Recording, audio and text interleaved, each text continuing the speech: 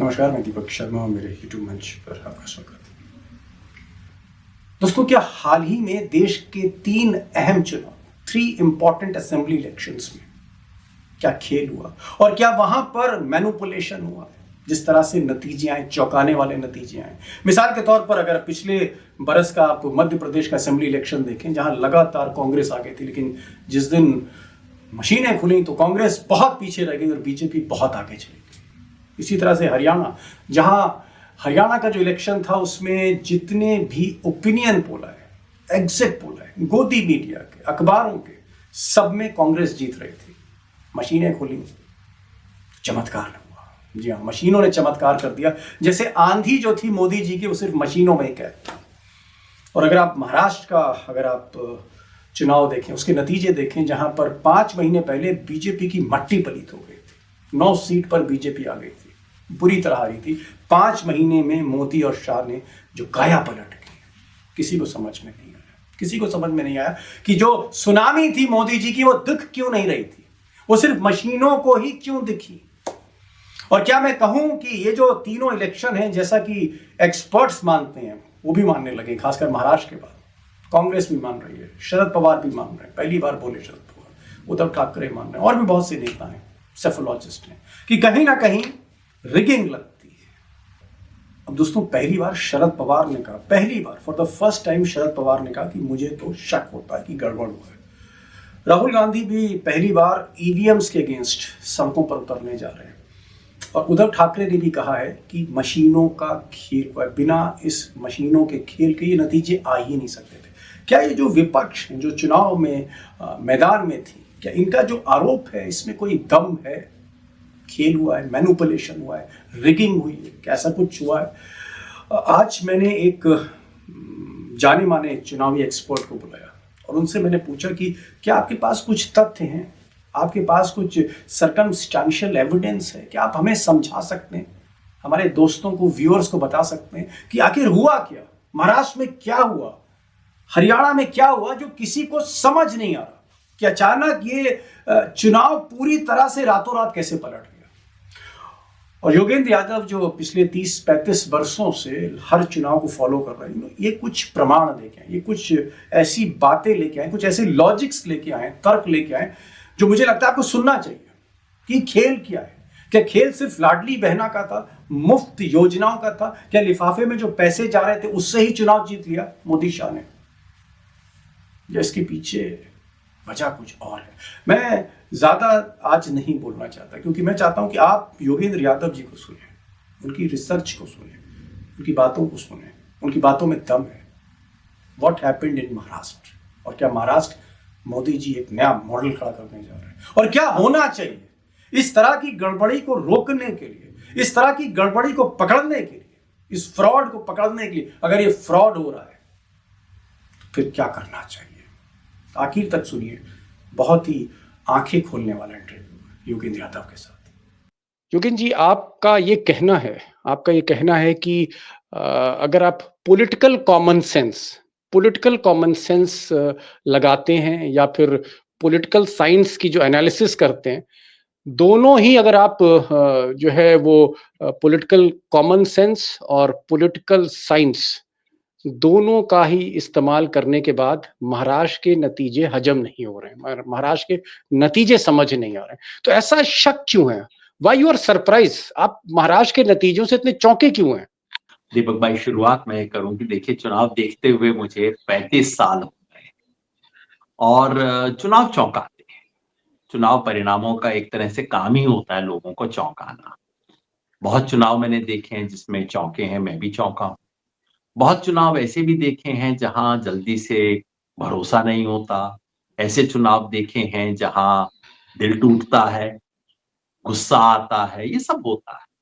लेकिन अंततः कुछ समय बाद आपको समझ आ जाता है कि भैया जनता ने ऐसे कहा है, जनता ने किया है। मुझे याद है 1985 का चुनाव, जब राजीव गांधी 400 से ज्यादा सीट जीत गए थे, तो शुरू अपोजिशन ने कहा था ये ऐसे हो ही नहीं सकता, लेकिन बाद में समझ आ गया कि भैया जनता ने वोट दिया है।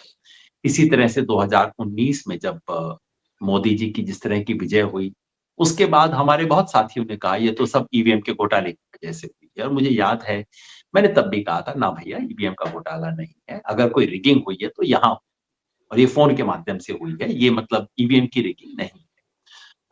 उस वजह से कई दोस्त नाराज़ भी हुए, और हमारे यहाँ जो सार्वजनिक बहस का जो तासीर होती है कि अगर मैं आपसे असहमत हूँ तो मतलब आप पे आरोप लगाए बगैर तो छोड़ूँगा नहीं। असहमति को असहमति पे हम छोड़ते नहीं हैं। तो लोगों ने कहा देखो, कहीं न कहीं मोदी जी का एजेंट है, कह रहा है कि मोदी जी ईवीएम से नहीं जीते, जनता ने वोट दी है। तो पहली बात जो मैं कहना चाह रहा था वो ये कि चुनाव में हमें हैरान होने के लिए तैयार रहना चाहिए। जनता हैरान करती है, और एक तरह से जनता जनार्दन की बड़ी बात, जनता का जनार्दन होना इस बात में ही है कि वो आप हम जैसे लोगों को हैरान कर सकती है। लेकिन 2 चीज़ों में हमें अंतर करना चाहिए। एक जो हैरान करे, दूसरा जो अविश्वसनीय हो। वो जो है वो एक अलग कैटेगरी है।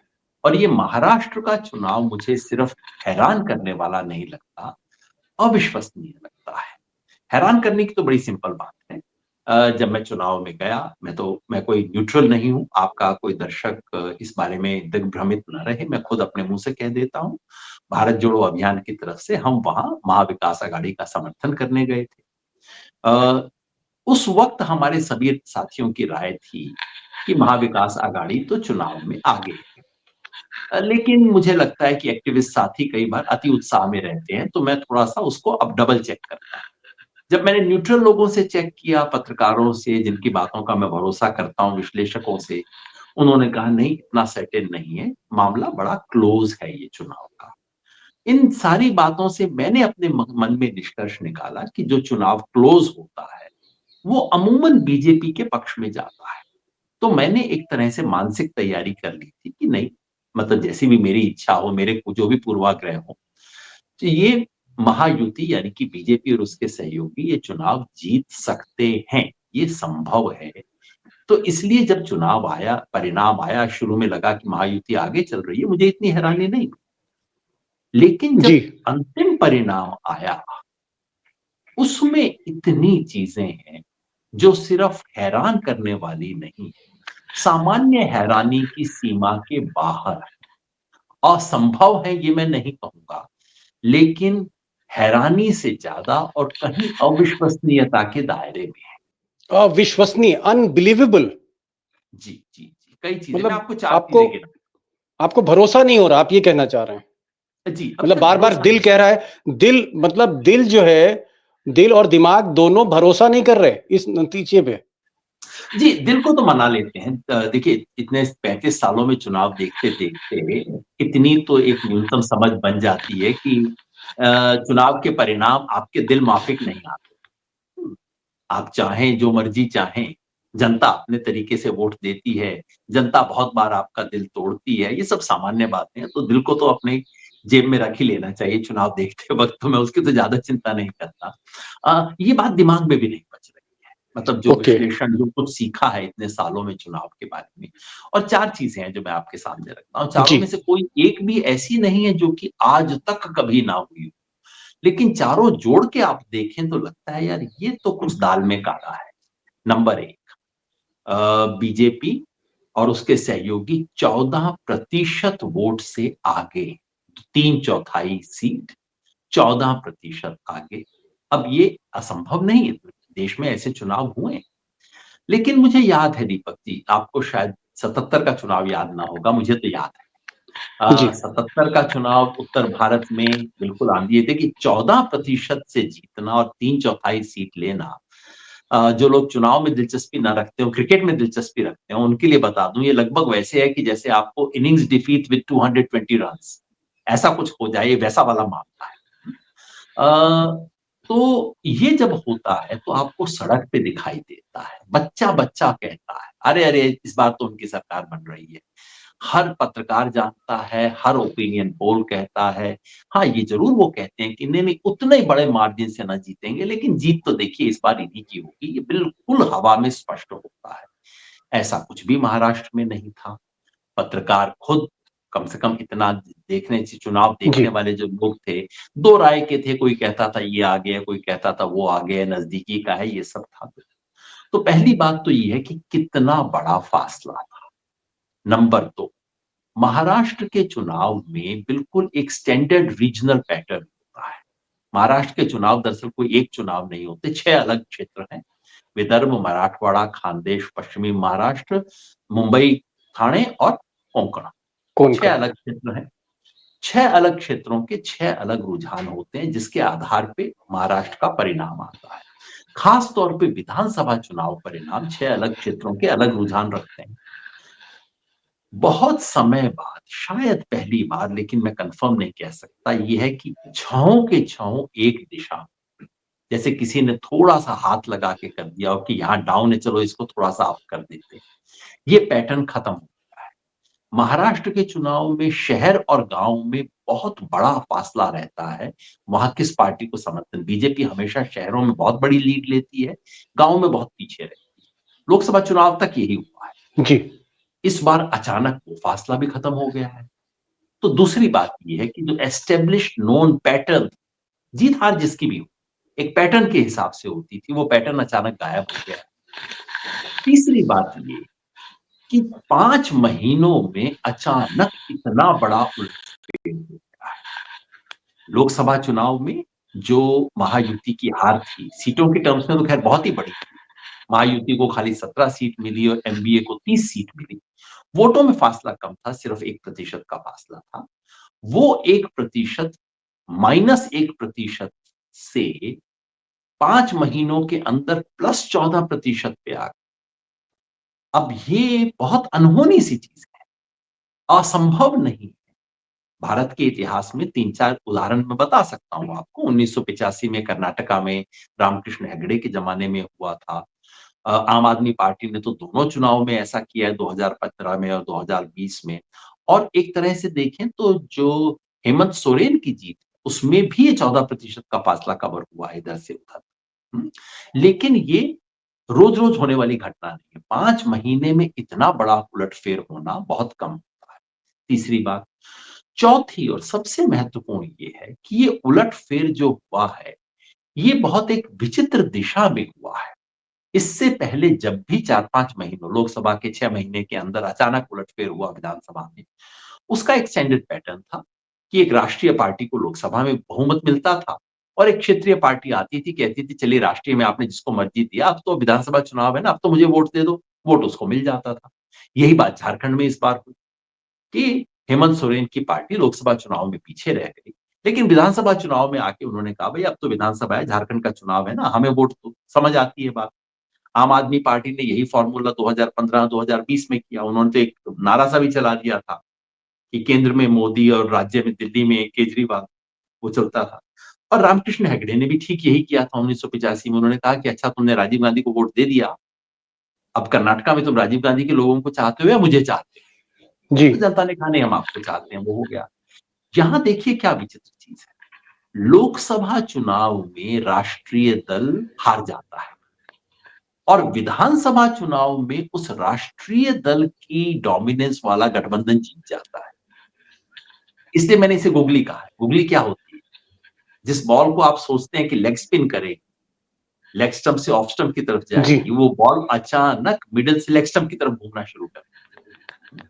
तो न सिर्फ 6 महीने में बॉल घूमी, न सिर्फ तेजी से घूमी, बल्कि ठीक विपरीत दिशा में। इसका उदाहरण मुझे भारत के चुनावी इतिहास में कोई नजर नहीं आता है। इसलिए मैं ओके। कह रहा हूं कि न सिर्फ हैरान कौन है, न जी। सिर्फ आश्चर्यजनक है, बल्कि लगभग अविश्वसनीय है। ओके। एक सवाल आपने कहा कि भाई 1977 में एक लहर थी क्योंकि भाई इमरजेंसी लगी थी और पूरा का पूरा एक देश में जो मैंडेट था इंदिरा गांधी के खिलाफ किया, जनता पार्टी एक भारी बहुमत से जीती। 1985 में राजीव गांधी की वेव थी और फिर आप कह रहे हैं 2019 में मोदी की वेव थी। तो अ, और आपको महाराष्ट्र में ये वेव, ये लहर दिखती नहीं। तो अगर लहर नहीं है, कोई आंधी नहीं है और आंधी जैसे अगर नंबर आ रहे हैं, फिगर आ रहे हैं आंधी जैसे, तो फिर क्या है? अगर मैं स्पष्ट शब्दों में कहूं कि क्या आपको कोई रिगिंग दिखती है, कोई बेईमानी दिखती है, कोई गड़बड़ दिखती है, कोई मशीनों में खेल दिखता है? मैं तो फिर आपसे यही पूछूंगा, और क्या पूछूं मैं आपसे फिर? दीपक जी, इस ऐसी बात पे पहुंचने से पहले हमें बाकी सब फैक्टर्स को एनालाइज करना होगा। क्योंकि बेईमानी, रिगिंग, ये बिल्कुल एक आखिरी एक तरह का एक्सप्लेनेशन होगा। और मैंने वो सब किया क्योंकि क्योंकि उस तरह की आदत नहीं, कोई चीज पे खड़े होके एकदम आरोप लगा देना शुरू कर देना। तो बाकी सब फैक्टर्स को देखा कि भाई हो सकता है हमारी आंख से छूट गया हो, हमारी आंख का भी तो दोष हो सकता है ना, कई बार होता है, ओपिनियन पोल गलत जी। हो जाते हैं। ऐसा ये मान लेना कि ओपिनियन पोल गलत हुआ इसलिए चुनाव का परिणाम गलत है, ये तो नहीं कह सकते। तो बाकी चीजें देखी और जैसे मैंने कहा, ये इसमें कोई संदेह नहीं है कि महायुति ने पिछले 5 महीने में काफी प्रयास किए जीतने के, और महाविकास आघाड़ी जो कि कांग्रेस और एनसीपी इत्यादि का गठबंधन था, वो बहुत सुस्त था, ढीला था। आखिरी 1 महीने में उन्होंने हाथ पांव मारे, लेकिन पहले 4 महीने, लोकसभा चुनाव के बाद के पहले 4 महीने लगभग गंवाए। इस विश्वास सुस्त में थे जी। आश्वस्त होकर, हाँ, ये था, अरे भाई लोकसभा में जीत गए, विधानसभा में तो बीजेपी और डाउन जाएगी ही जाएगी। तो अब मामला ये था कि कौन चीफ मिनिस्टर बनेगा, कहीं ये आगे ना निकल जाए, कहीं वो आगे ना निकल जाए, ये सब कुछ किया। उसकी वजह से जो -1 थी बीजेपी, जो -5 होनी चाहिए थी विधानसभा चुनाव में, वो उसकी बजाय 0 तक आ गई, बराबरी तक आ गई, ये मैं समझ सकता हूँ। और इस 4-5 महीनों में महायुति ने, बीजेपी और उसके सहयोगियों ने एक गेम प्लान बनाया, उस गेम प्लान के हिसाब से काम किया। गेम प्लान क्या था? तिजोरी खोल दो, तमाम तरह की घोषणाएँ करो, और एक तो नहीं, सैकड़ों घोषणाएँ की। जी, लाडली बहन तो दुनिया में सबको पता लग गई है, सैकड़ों घोषणाएँ हुई हैं बहुत 2 सी महीने। बहुत सी योजनाएं थी। घोषणाएँ की, काम इस तरह के किए, अपनी सरकार की जो बहुत खराब छवि थी इस सरकार की, उसके ऊपर लीपापोती की, और एक सामाजिक समीकरण में जो ईबीसी को ओबीसी को मोबिलाइज़ किया, पूरे मराठा एक तरफ न चले जाएँ, इसलिए तमाम तरह के डमी उम्मीदवार और डमी पार्टियाँ खड़ी की, जो कि मराठाओं का वोट को थोड़ा काटेगा। ये सब काम बीजेपी ने किया और इस सब में उसको सफलता मिली हो।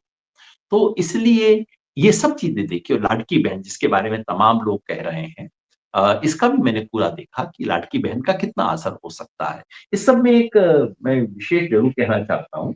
आम तौर पे जब भी चुनाव का विश्लेषण मैं करता हूँ, चुनाव के बाद समझने की कोशिश करता हूँ, तो सीएसडीएस का सर्वेक्षण आता है। सीएसडीएस ने आजकल चुनाव की भविष्यवाणी करनी छोड़ दी है, जो बहुत अच्छा काम है, और वो केवल चुनाव का पोस्टमार्टम करते हैं, अपने सर्वेक्षण की मदद से। तो उनका पोस्टमार्टम भी देखा मैंने, ये हिंदू में छपा है, द हिंदू में परसों छपा था। ये सीएसडीएस का सर्वेक्षण है, जो कि बताता है कि हुआ क्या। तो मैंने देखा भी, हो सकता है मुझसे समझने में गलती हो गई हो सकता है मुख्यमंत्री बहुत लोकप्रिय हो, वो तो नहीं है, उतने लोकप्रिय तो नहीं है। फिर मैंने कहा हो सकता है सरकार से संतुष्टि लोगों की बहुत ऊँचे लेवल की हो, क्योंकि जहां 3/4 वोट से जीतते हैं, वहां सामान्य नहीं होती है रेटिंग्स। रेटिंग 60%, 70% किस्म की रेटिंग आती है, संतुष्टि की रेटिंग तो 85-90% पे चली जाती है। वैसा नहीं दिखाई दिया। फिर मैंने देखा हो सकता है योजनाओं का बहुत बड़ा फायदा हुआ हो, कुछ का हुआ है, कुछ का नहीं हुआ है। ये सोचा कि डबल इंजन सरकार तो लोग नहीं चाहते थे, कि चलो गलती हो गई, लोकसभा चुनाव में तो सोच रहे थे कांग्रेस जीत जाएगी, पर अब जबकि बीजेपी जीत गई है तो चलो उसके साथ हो जाए। नहीं, डबल इंजन सरकार के प्रति कोई विशेष उत्साह नहीं है लोगों में। लाडकी बहन का मैंने देखा, लाडकी बहन का असर है, इस सर्वेक्षण के हिसाब से असर है। इनके हिसाब से जो मर्दों में बीजेपी को लीड मिली है महायुति को, और जो औरतों में लीड मिली है, उसमें 4% का फ़र्क है। यानी कि ओके। औरतों ने मर्दों की तुलना में 4% ज़्यादा सपोर्ट बीजेपी को किया है। ठीक बात है।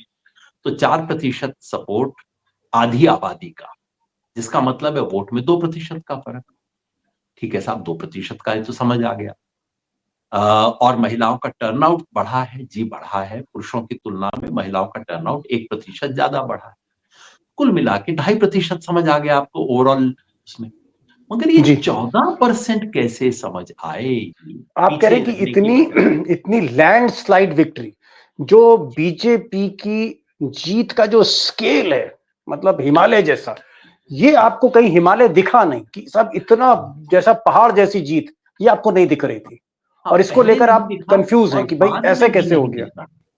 बाद में भी नहीं दिखा। पहले नहीं दिखा तो ये तो मानवीय भूल है, हमसे कई बार भूल हो जाती है देखने में, ऐसे अच्छा, कौन-सी बाद बात में है। भी नहीं दिखा, एनालिसिस में अब भी नहीं दिख रहा। अब एनालिसिस में बाद के जो आंकड़े आते हैं उन सब से, जैसे मैंने कहा पोस्ट पोल सर्वे में, इन सब चीजों में भी ये दिखाई नहीं दे रहा है।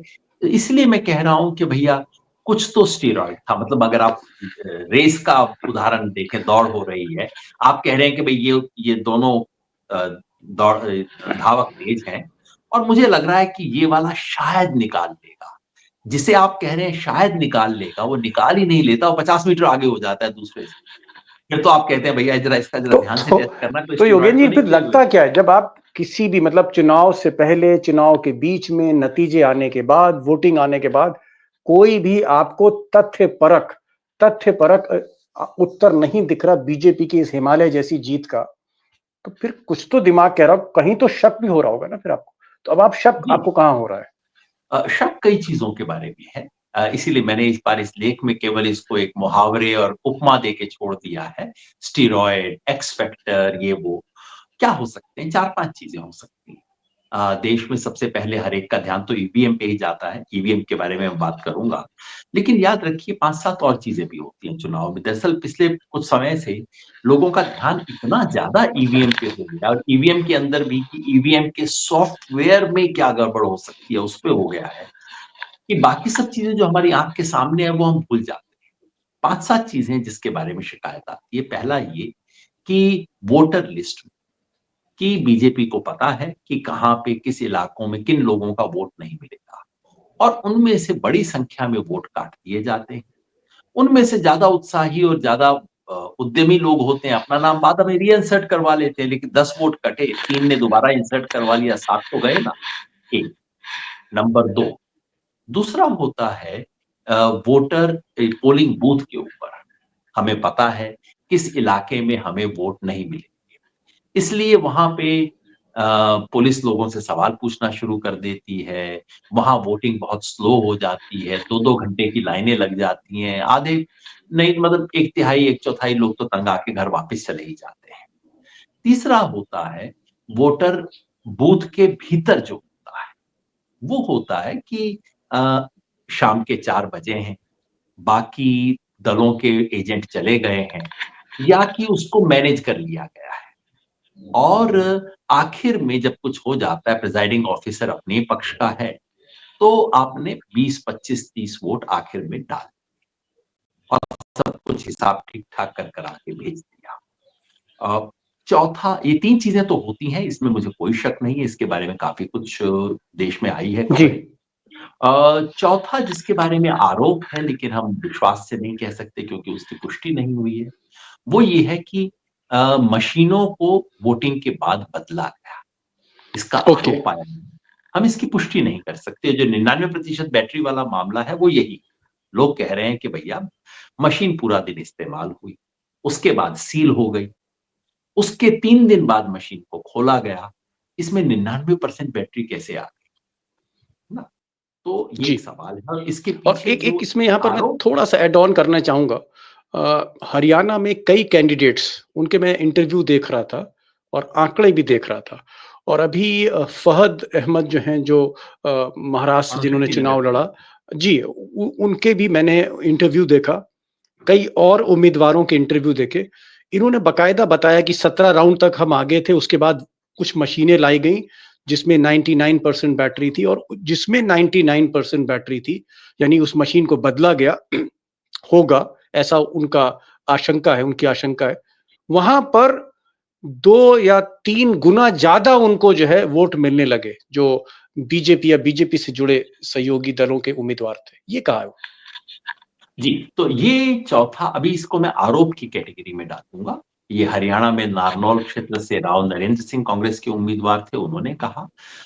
और महाराष्ट्र में ये आरोप अणुशक्ति नगर से एनसीपी के उम्मीदवार फहाद और अहमद भी ने, कई लोगों ने कहा है। और कई लोगों ने भी ये बात कही। तो चौथा ये आशंका है, और 5वीं है कि भई ईवीएम के अंदर ही कुछ ऐसा सॉफ्टवेयर लगा हुआ है कि 10 वोट अगर जाएँगे कमल के खिलाफ, तो उनमें से 2 वोट चुपचाप से कमल की तरफ आ जाएँगे, या बीजेपी के अन्य सहयोगियों की तरफ आ जाएँगे। ऐसा सॉफ्टवेयर में हेराफेरी की गई है। ये 5-6 तरह के आरोप। अब इनमें से पहले 3 जो हैं, वो सबकी आँख के सामने होते हैं। उसके बारे में रिपोर्टिंग भी हुई है। लेकिन केवल उस आधार पर ये सब हो गया हो, ये नहीं दिखाई देता। उत्तर प्रदेश में जैसे बिल्कुल खुल के रिपोर्टिंग हुई उसके बारे में, और जो कानपुर के नजदीक जो कॉन्स्टिट्यूएंसी है कानपुर जिले वाली, वहां तो बिल्कुल साफ था कि ये एकदम खुल्लम खुल्ला ये खेल किया गया है। और ये तो अविश्वसनीय, उत्तर प्रदेश के जो जितने भी बाई इलेक्शन हुए हैं उनमें से कम 2 ऐसे हैं जहां बिल्कुल साफ दिखाई देता है ये तो बिल्कुल पुराने स्टाइल की हेराफेरी की गई है। और शर्म की बात जी। है कि चुनाव आयोग बैठा हुआ इसको देख रहा है, चुनाव आयोग ने काउंटरमांड नहीं किया उस इलेक्शन को। महाराष्ट्र में ऐसा बड़े पैमाने पर हुआ हो इसकी खबर नहीं आई है। कहीं न कहीं हुआ होगा, बहुत बड़े पैमाने पे हुआ हो, ये बात जो उत्तर प्रदेश में जितने स्थूल तरीके से एकदम खुल्लम-खुल्ला हो रही थी, वैसी महाराष्ट्र में खबर नहीं आई है। तो इसलिए बाकी 2 चीज़ों का संदेह बनता है। अब ये है कि इनके बारे में व्यवस्थित एविडेंस आए, जैसे 99% बैटरी वाला मामला है। उसपे चुनाव आयोग ने जो स्पष्टीकरण दिया है वो बहुत विश्वसनीय नहीं लगता। लेकिन दूसरी तरफ विपक्ष की तरफ से भी हमें एक सिस्टमैटिक एविडेंस जो मिलना चाहिए, वो अभी मिलने में देर लगे। जैसे जो अणुशक्ति नगर के बारे में जो आरोप आया है कि भई 17 राउंड तक तो आप जीत आगे थे, बाकी 2 राउंड में हार गए। अब चुनाव में ऐसा होता है, क्योंकि आखिर के 2 राउंड जो होंगे, 3 राउंड होंगे किसी एक इलाके से। हो सकता है वो इलाका आपका कमजोर हो, लोग ये बात कहेंगे। तो आपको सिस्टमैटिक एविडेंस इकट्ठा करना पड़ेगा कि जहां-जहां ऐसी बैटरी प्राप्त हुई जो कि 99% थी, वो बैटरी में एक पार्टी आगे आई, जहां-जहां 60-70 वाली नॉर्मल बैटरीज़ मिली, वहां ये परिणाम। अगर जी। ऐसा कई कॉन्स्टिट्यूएंसीज़ में दिखाई देता है, तो फिर एक महत्वपूर्ण बात बनती है। तो मैं इस लेख के आधार पे अभी इतना ही कह रहा हूं कि इन सब चीजों की जांच करना बनता है। जांच इसलिए भी करना बनता है कि सिर्फ मेरे जैसे लोग पूछें, लोग कह सकते हैं क्या फ़र्क पड़ता है? लेकिन आप शरद पवार को देखिए, शरद पवार ने बहुत चुनाव लड़े, बहुत चुनाव हारे भी हैं, हमेशा जीते तो नहीं। लेकिन मुझे याद नहीं पड़ता कि शरद पवार ने चुनाव हारने के बाद कहा हो कि धांधली हुई। चुनाव के बाद उन्होंने कहा है आमतौर पे हारने के बाद कि भई ठीक है, अच्छा काम करेंगे, ये करेंगे, वो करेंगे, जो सामान्य नेता कहते हैं। पहली बार है कि जब वो चुनाव की परिणाम पर उँगली उठा रहा है। जी। मल्लिकार्जुन खड़गे कोई 10 चुनाव लड़ चुके हैं। कल उन्होंने भी कहा कि हम चाहते हैं ये ईवीएम खत्म करो, बैलेट लेके आओ। वैसे मैं पेपर बैलेट के पक्ष में नहीं हूँ, इस पे हम अंत में बात कर सकते हैं। मैं अभी भी कोई पेपर बैलेट का विशेष समर्थक नहीं हूँ। लेकिन अगर मल्लिकार्जुन खड़गे जितना अनुभवी व्यक्ति ये बात कहता है, अच्छा मल्लिकार्जुन खड़गे भी चुनाव जीते भी हैं, हारे भी हैं। पिछला लोकसभा चुनाव हार गए थे मल्लिकार्जुन खड़गे अपना, लेकिन हारने के बाद भी उन्होंने नहीं कहा कि भैया ईवीएम में हेरा-फेरी हुई है। जब उस तरह के लोग पहली बार ये शक ज़ाहिर कर रहे हैं, तो मुझे लगता है इसे गंभीरता से लेना चाहिए। गंभीरता से इसलिए भी लेना चाहिए कि 1 साल के भीतर ये तीसरा चुनाव है, जिसके परिणाम लगभग अविश्वसनीय लग रहे हैं। जैसे? पहला मेरी नज़र में था मध्य प्रदेश का। पिछले साल मध्य प्रदेश का जो चुनाव था, जिसमें हर रिपोर्ट के हिसाब से कांग्रेस आगे थी, जनता परिवर्तन चाहती थी। आखिर आते तक 1-2 सर्वे ने ये भी कहा कि बीजेपी हो सकता है 2% में निकाल, लेकिन अंत में बीजेपी 9% आगे थी। आज तक मुझे उसका संतोषजनक विश्लेषण दिखाई नहीं दिया। बहुत तरह से मैंने माँगा है, मुझे अभी तक विश्वास नहीं हुआ है। दूसरा हरियाणा का चुनाव था। हरियाणा में चलिए आप गलत थे, मैं गलत था, अपनी गलती को स्वीकार कर लेना चाहिए। मैंने भविष्यवाणी नहीं की थी लेकिन मेरे को पूरा विश्वास था। हर व्यक्ति, हर बच्चा सड़क पे कहता था कि भई ये तो कांग्रेस जीतेगी, अब कितने से जीतेगी ये पता ना है ना? अब उसमें कांग्रेस ना जीते, बीजेपी जीत जाए, ये बीजेपी वालों को विश्वास नहीं था। मतलब आप एक पत्रकार आज मुझे बता दीजिए, जिसने हरियाणा के चुनाव का परिणाम आने से, हरियाणा का चुनाव होने से पहले ये कहा हो कि बीजेपी जीत सकती है। ऐसा पत्रकार दिखा दीजिए। मेरे पे तो आप एक तरफ़ा होने का आरोप लगा सकते हैं, सही बात है। मैं तो दावा भी नहीं जी। कर रहा मैं न्यूट्रल हूँ। तो हरियाणा में जो हुआ, वो और जो मार्जिन्स हैं वहाँ विक्ट्री के कुछ इलाकों में, वो बिल्कुल अभी तक समझ नहीं आ रहा है। और तीसरा महाराष्ट्र है। अब ये तीनों चुनाव पिछले 1 साल के अंदर हुए हैं। ये तीनों चुनाव राजीव कुमार जी के चीफ इलेक्शन कमिश्नर बनने के बाद हुए हैं। ये तीनों चुनाव बीजेपी रूल्ड स्टेट्स में हुए। इसलिए इस पर एक गंभीर जाँच सकती है। दुर्भाग्य की बात यह है कि अब हम चुनाव आयोग से ऐसी जांच की उम्मीद नहीं कर सकते, क्योंकि चुनाव आयोग तो बिल्कुल एलिमेंट्री सवालों का जवाब आजकल नहीं देता है। और उसके चलते आजकल एक काफ़ी वो बन गई है, काफ़ी लोगों के मन में ईवीएम के खिलाफ एक अभियान भी चल रहा है। मैं ईमानदारी से कहूँ दीपक भाई कि मैं ईवीएम खत्म करो आंदोलन का हिस्सा नहीं रहा हूँ। पिछले 10 वर्षों में मैंने कई बार कहा है कि नहीं, धांधली ईवीएम में नहीं है, धांधली बाकी सब चीज़ों में हो रही है। वैसे एक बात ईवीएम वाले पे 2-3 स्पष्ट कर दें बातें, क्योंकि इस पे काफ़ी चर्चा होती है। पहली बार ईवीएम पे प्रश्न उठाने वाले राजनेता थी ममता बनर्जी। 2006 चुनाव हारी थी। उन्होंने कहा था ईवीएम में धांधली हुई है, वो इसके खिलाफ धरने पे बैठी थी, उठ गई थी, अगले चुनाव में जीत गई, उन्होंने उसके बाद ये प्रश्न नहीं उठाया। पहली पार्टी जिसने गंभीरता से पार्टी के तौर पे ईवीएम पे सवाल उठाए थे, वो थी भारतीय जनता पार्टी। जीवीएल नरसिम्हा राव थे, जो कि बाद में बीजेपी के सदस्य बन गए, एमपी बने उनके। उन्होंने किताब लिखी, लालकृष्ण आडवाणी जी ने उसकी प्रस्तावना लिखी, कहते हुए कि ईवीएम बड़ी खतरनाक चीज है, इस पे विश्वास नहीं किया जा सकता, बैलेट पेपर होने चाहिए, ईवीएम नहीं। तो आजकल ये भारतीय जनता पार्टी वाले जो उछल-उछल के बोलते हैं, उन सबको याद दिलाना चाहिए कि शुरुआत आपने की थी इस पे सवाल उठाने।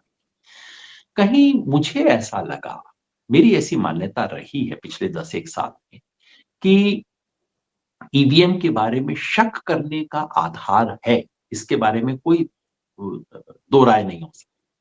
लेकिन ईवीएम का दुरुपयोग हुआ है, इसका प्रमाण अभी तक हमारे पास नहीं। 3 बात हम सब जानते हैं। कल आपने देशमुख पांडे जी के साथ इंटरव्यू भी किया।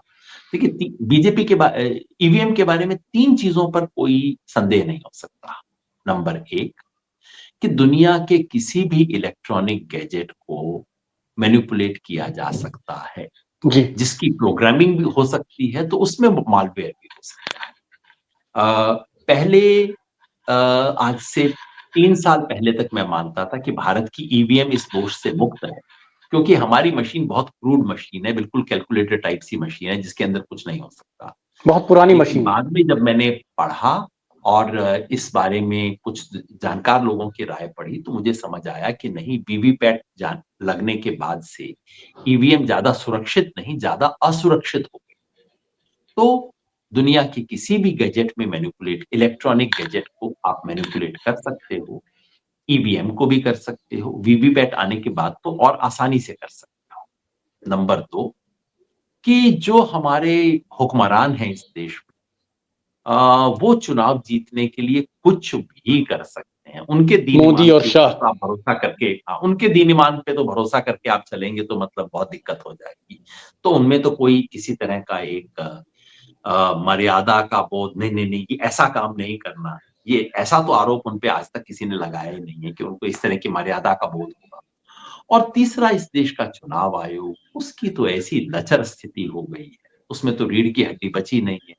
तो वो ये कहना कि चुनाव आयोग की इतनी हिम्मत होगी कि कहीं से पीएमओ या कहीं से फ़ोन आए और कह दे नहीं साहब ये काम तो हमसे नहीं होगा, ये तो संभव नहीं। ऐसे लोग तो आज चुनाव आयोग में बैठे नहीं हुए हैं।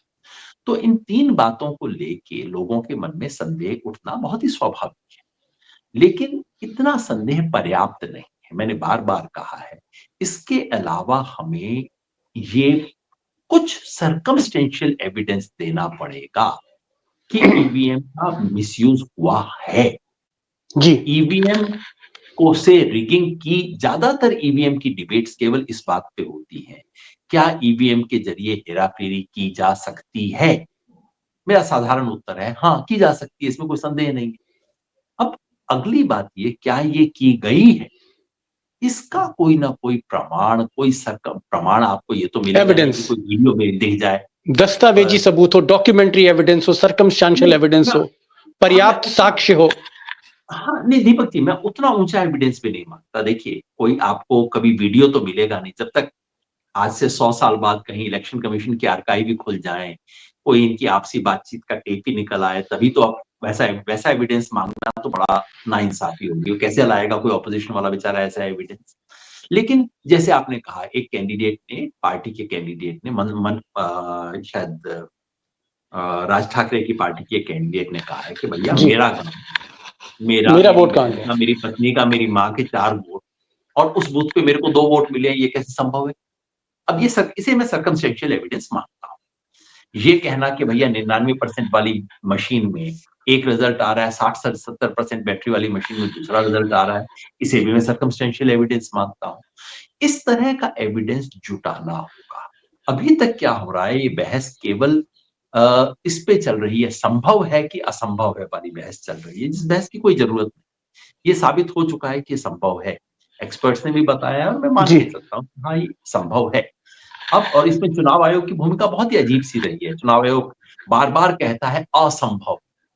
अब चुनाव आयोग कहता है कि हमारी मशीन बिल्कुल किसी भी बाहरी चीज से कनेक्ट, स्टैंड अलोन मशीन। अरे भाई साहब, अगर आपकी स्टैंड अलोन मशीन है, तो आपकी मशीन को कैसे पता लग जाता है कि किस कैंडिडेट का चुनाव चिन्ह क्या है ना? कैसे पता लगता है? स्टैंड अलोन मशीन को तो पता नहीं लग सकता ना। आप कोई ना कोई सॉफ्टवेयर तो लोड करते हो उसके अंदर, तभी आपका प्रिंटर प्रिंट करता है। मैं जब उसका बटन दबाता हूँ, आपका प्रिंटर कैसे प्रिंट करता है? तो खैर, स्टैंड अलोन मशीन ने चुनाव आयोग, दिक्कत ये है कि चुनाव आयोग की साख इतनी गिर चुकी है जी। और चुनाव आयोग ने इतने अजीब और बेवकूफाना से जवाब दिए हैं इन सब चीजों के, कि अब उनकी सही बात पे भी किसी को विश्वास नहीं जी। होता। जो योगेन पिछले जी। कुछ दिनों में 2 बात और चली। जी हाँ। अ, एक बात है कि चुनाव आयोग ने जितने शाम को 5 या 6 बजे चुनाव के आंकड़े रिलीज किए कि भाई कितनी वोटिंग हुई है, अगले दिन उन्होंने आंकड़ों को बढ़ा दिया और उसके अगले दिन और बढ़ा दिया। इसका मतलब है कि ये सारे वोट बीजेपी के डाले गए। ये बात दरअसल सही नहीं। दिक्कत ये है कि चुनाव आयोग की साख इतनी गिर गई है कि अब इन चीजों पे भी लोगों को भरोसा होना शुरू हो क्योंकि मुझे पहले भी याद है, बताया ना, मैं 35 साल से चुनाव देख रहा हूँ। हमेशा ऐसा होता था कि शाम को चुनाव आयोग जो भी टर्नआउट के आंकड़े देता था, शाम तक, रात तक उसको चेंज किया जाता था।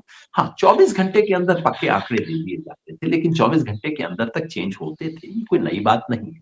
और दूसरा कि अगर कहीं पे चेंज हुआ है और हमें शक है, शक का आधार बनता है, मैं मानता हूँ, तो फिर हमें ये दिखाना होगा कि जिन-जिन क्षेत्रों में टर्नआउट के बाद ज़्यादा बढ़े वोट, वहां-वहां बीजेपी के जीतने की संभावना भी बढ़ी। इतना तो आपको दिखाना पड़ेगा ना, तो एक एविडेंस बनेगा स्टैटिस्टिकल। वो नहीं किया गया है। या जी। ये कहना जो कि इसने एडीआर ने बताया और बिल्कुल सही बताया है। एडीआर ने पॉइंट आउट किया और अब तो अखबारों ने भी छाप दिया है कि ईवीएम से जितने वोट डले हैं और जितने वोट काउंट हुए हैं, दोनों में अंतर है। बताइए अब ये कैसे संभव है? बिल्कुल सही बात है। बिल्कुल। बहुत ही बड़ा स्कैंडल है जी। कि भाई आप कह रहे हैं कि इतने वोट डले हैं, आप ही कह रहे हैं इतने वोट गिने हैं, इसमें एक भी वोट का फासला क्यों हो सकता है? योगेन जी, देखिए जी, लास्ट क्वेश्चन पूछूंगा, समय भी हो रहा है। जो आपने बातें कही, जो आपने तथ्य सामने रखे, उसके आधार पे मैं 3-4 चीज़ों के नतीजों पर पहुँचाऊँगा। एक, आपका ये कहना है कि कंप्यूटर साइंटिस्ट मानते हैं कि मशीन ये मैनिपुलेट हो सकती है। ये आपने कहा कि मशीन में गड़बड़ हो सकती है, लेकिन गड़बड़ी के पुख्ता प्रमाण सामने नहीं आए। तो एक तो मशीन में गड़बड़ हो सकती है, आप इससे मुतमईन हैं, आप इस बात को मानते हैं कि यस, दिस बिल्कुल, मशीन कैन आज बी नहीं, कम मैनिपुलेटेड। से कम पिछले 3 वर्ष से मुझे दरअसल कन्नन जो कि आईएएस ऑफिसर पहले हुआ करते थे, उन्होंने एक बहुत सुंदर लेख लिखा है, जिसने भारत की मशीन के बारे में बताते हुए पूरा कहा। और फिर 8 महीने पहले मैंने देशपांडे जी का इंटरव्यू भी सुना। ये दोनों जी। बहुत समझदार लोग हैं और मैं बिल्कुल इससे सहमत हूँ कि हाँ, मशीन ठीक। में मैनिपुलेट किया जा सकता है, असंभव ठीक, नहीं। तो पहला आपका पॉइंट ये है कि साहब, जो आपने कहा कि मशीन मैनिपुलेट की जा सकती है। नंबर 2, आपने कहा कि बहुत से इस तरह के आरोप लगे हैं कि काउंटिंग में है, कुछ था आंकड़ा, और जब गिना गया तो कुछ था, जब वोटिंग किया गया तो कुछ था। ये भी आपने बताया। ये भी आपने बताया कि भाई बैटरी के बहुत से चार्जेस लगे हैं, कि नई बैटरी जब लगाते हैं तो इस तरह का कहीं न कहीं बीजेपी का कुछ फेवर है। डबल इंजन की सरकार की बात कही। तो आपने काफ़ी, मतलब एक शक तो ज़ाहिर किया है, नंबर 1। नंबर 2, आपने कहा कि साहब, ये जो चुनाव आयोग है, कायदे से तो भाई अथॉरिटी यही है, यही कस्टोडियन है इन मशीनों का। इसकी साख बहुत गिर गई है। जिस तरह से मोदी जी ने राजीव कुमार को अपॉइंट किया या बाकी कमिश्नर्स को अपॉइंट किया, जिस तरह से उन्होंने जल्दबाजी में कानून बदला, और इस पर भी सवाल हैं। तीसरा आपने कहा कि भाई सबसे बड़ी दिक्कत ये कि मोदी और शाह जो लीडरशिप है उसकी भी क्रेडिबिलिटी नहीं है। तो लीडरशिप की क्रेडिबिलिटी नहीं, चुनाव आयोग की क्रेडिबिलिटी नहीं और मशीनों की भी क्रेडिबिलिटी नहीं, क्योंकि आप कह रहे हैं कि साहब इन मशीनों को मैनिपुलेट किया जा सकता है। अब तीनों चीजों की अगर क्रेडिबिलिटी नहीं है, साख नहीं है, तो सुप्रीम कोर्ट को हस्तक्षेप करना चाहिए। अब मैं देख रहा हूं कि सुप्रीम कोर्ट की भी क्रेडिबिलिटी मुझे नहीं दिख रही। सवाल इस बात का है कि योगेंद्र जी, इस पूरे अगर मामले में गड़बड़ी हो रही है या ग्रे एरिया है या हमारा शक है, तो इसका समाधान क्या है? मैं एक संक्षेप में जवाब चाहूंगा 1-2 मिनट के अंदर, क्योंकि टाइम हो गया। दो चीजें, पहला तो कि सुप्रीम कोर्ट को फिलहाल मैं उस कैटेगरी में नहीं डालता जहां इलेक्शन कमीशन को डालता हूं। इलेक्शन कमीशन तो बिल्कुल एक तरफा हो गया, मतलब मजाक हो गया है। सुप्रीम कोर्ट ने बहुत ओवर कंजर्वेटिव व्यू दिया, ये इलेक्शन कमीशन का काम है, हम कुछ नहीं करेंगे इत्यादि, है ना। तो कभी ना कभी कुछ उम्मीद तो रखनी चाहिए सुप्रीम कोर्ट से। मगर दो चीजें मैं चाहता, नंबर एक तो एक इंडिपेंडेंट, जिसको मैंने इलेक्शन फॉरेंसिक्स कहा है, ये मेरा बनाया हुआ शब्द नहीं है, ये एक नई एक सब डिसिप्लिन है प्रॉपर। भारत में नहीं, बाकी देशों में जहां बिल्कुल रूटीनली फ्रॉड हुआ करता था इलेक्शंस में, तो फिर लोगों ने जो बैंकिंग फ्रॉड को देखते थे स्टैटिस्टिक्स की मदद से, उन लोगों ने ये सब चीज देखनी शुरू की, स्टैटिस्टिकल पैटर्न्स देखने शुरू किए कि फ्रॉड को पकड़ने के लिए क्या किया जाता है। इसके बारे में लिखा गया और सब्यसाची जो अर्थशास्त्री हैं, उन्होंने जो लेख लिखा था, जिसके कारण अशोक यूनिवर्सिटी उनको छोड़नी पड़ी थी, वो वैसा ही एक लेख था। हमें उस तरह की कुछ एक इंडिपेंडेंट क्रेडिबल इन्वेस्टिगेशन करनी पड़ेगी, इसके अलावा मुझे तो कोई रास्ता नहीं दिखता। रही बात भविष्य की, मुझे नहीं लगता कि हमें बैलेट पेपर पे जाने की जरूरत है। दो चीज करने की जरूरत है, मैं बार बार कह रहा हूं, काफी समय से कह रहा हूं। नंबर एक, कि एक वोटर को यह अधिकार होना चाहिए कि वो वेरीफाई कर सके कि मैंने जो बटन दबाया था, क्या वहीं पे पर्ची गई है। जिसका एक सुझाव ये हो सकता है कि पर्ची वोटर के हाथ में दे दीजिए। मैंने कमल पे बटन दबाया, पर्ची देखी, मैंने कहा कमल है, ठीक है, मैंने बॉक्स में डाल दिया। मुझे विश्वास है, और नहीं है तो मैंने पलट के कहा कि मैंने तो कमल पे नहीं डाला था, कमल क्यों आया। इतना अधिकार होना चाहिए। नंबर दो, काउंटिंग हो तो केवल ईवीएम मशीन की नहीं होनी चाहिए। परिणाम घोषित होने से पहले एक एक पर्ची को काउंट किया जाना चाहिए। ये दो चीज कर लीजिए, बाकी किसी चीज की आवश्यकता नहीं रहेगी, ऐसा मेरा मानना है। तो योगेंद्र यादव जी हैं, कह रहे हैं कि फोरेंसिक साइंस की मदद से जिस तरह से बैंकों का ऑडिट होता है, उसी तरह से मशीनों का ऑडिट, चुनावी प्रक्रिया का ऑडिट होना चाहिए। एक सवाल इन्होंने ये भी कहा कि भाई इलेक्शन कमीशन की साख नहीं रही, मोदी शाह के बारे में अब कहें क्या, मशीन मैनिपुलेट हो सकती है, ऐसे साइंटिस्ट कहते हैं। तो इन्होंने कहा, ये कहना है कि भाई सुप्रीम कोर्ट को किसी तरह से हस्तक्षेप करना चाहिए। सुप्रीम कोर्ट को एक custodian of law, custodian of constitution की हैसियत से इसमें हस्तक्षेप करना चाहिए, दखल करना चाहिए, क्योंकि अल्टीमेटली वोटर का जवाब देना पड़ेगा। अगर हम बैंक में 10 रुपए भी जमा करते हैं तो पैसा मेरा है, बैंक का नहीं। बैंक कस्टोडियन है, बैंक मुझे हिसाब देता है, खाता देता है। ऐसे ही चुनाव आयोग का वोट नहीं है, वोट मेरा है, मुझे हिसाब मिलना चाहिए। ये योगेंद्र जी कह रहे हैं। योगेंद्र जी, काफी आपने रोशनी डाली उन अंधेरों में जिसको लेकर आज की तारीख में विवाद है और विपक्ष पूरी तरह से लामबद्ध हो रहा है।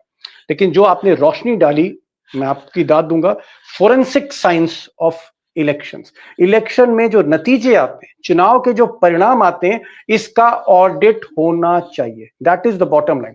Thank you so much Yogendra ji, thank you so much for एक जगह आपने जो रोशनी डाली है, ये जो लाइट डाली है आपने इस अंधेरे में, इसके लिए बहुत बहुत शुक्रिया। Thank you so much for joining this program. Thank you so much.